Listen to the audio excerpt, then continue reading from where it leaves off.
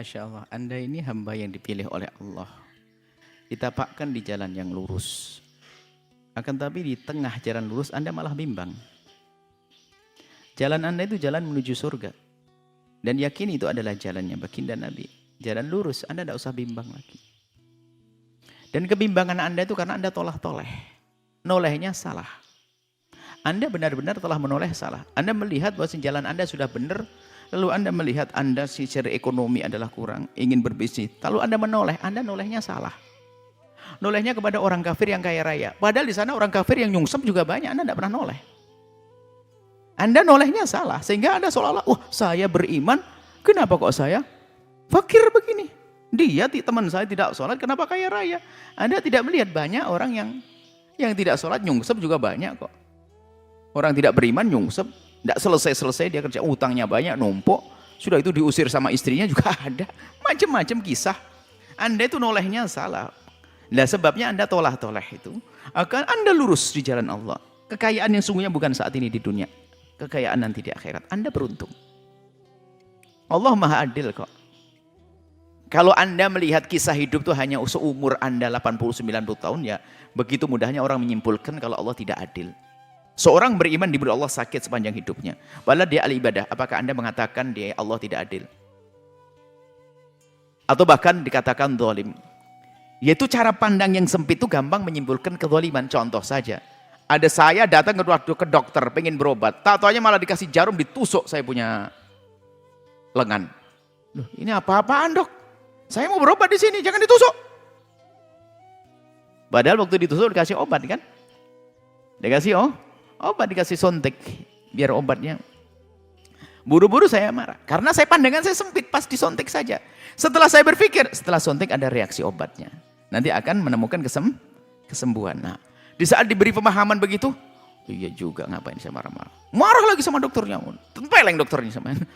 Loh, saya pandang sempit banget. Karena apa? Dipikir itu kisah hidup hanya di waktu disuntik saja. Padahal setelah suntik kan ada. Nah, kisah antara suntik dengan setelah suntik itu nggak beda dengan kisah Anda di dunia dan di akhirat. Karena Anda punya keyakinan kehidupan yang panjang. Hidup Anda bukan kisah dengan dokter yang disuntik. Saat Anda disuntik, enggak, masih banyak. Setelah suntik berobat. Setelah suntik sembuh. Setelah itu sehat, berkarya, sukses dan sebagainya. Anda ini ahli iman. Hidup Anda bukan hanya 80-90 di dunia ini. Masih ada kehidupan. Lihat. Bukan Allah tidak adil. Allah adil. Ini seorang muslim mukmin diberi sakit, fakir lagi. Berapa lama? Sepanjang seperti disuntik. Sesingkat itu. Dibanding apa? Kehidupan dunia itu singkat seperti suntik. Bahkan lebih singkat, lebih kecil lagi. Suntik kan punya waktu beberapa detik. Tapi ketahuilah kehidupan Anda sepanjang apapun kehidupan di dunia dibanding kehidupan akhirat nggak ada apa-apanya.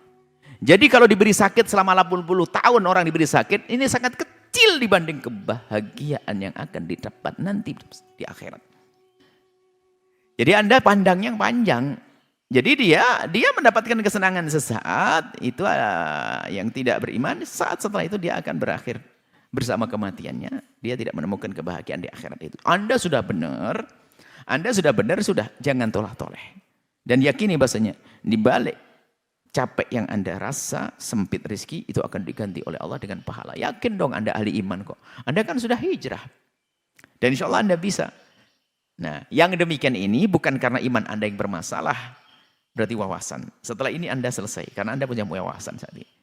Nolehnya yang benar. Jangan noleh kepada orang kafir yang diberi oleh Allah gayaan. Di sana banyak orang tidak beriman. Ternyata juga nyungsep juga banyak. Utangnya banyak dan seterusnya. Jadi kemudian di sana juga banyak orang beriman yang memang fakir. Tapi juga ada orang beriman diberi ketenangan. Ada rezeki cukup. Dunia bukan ukuran.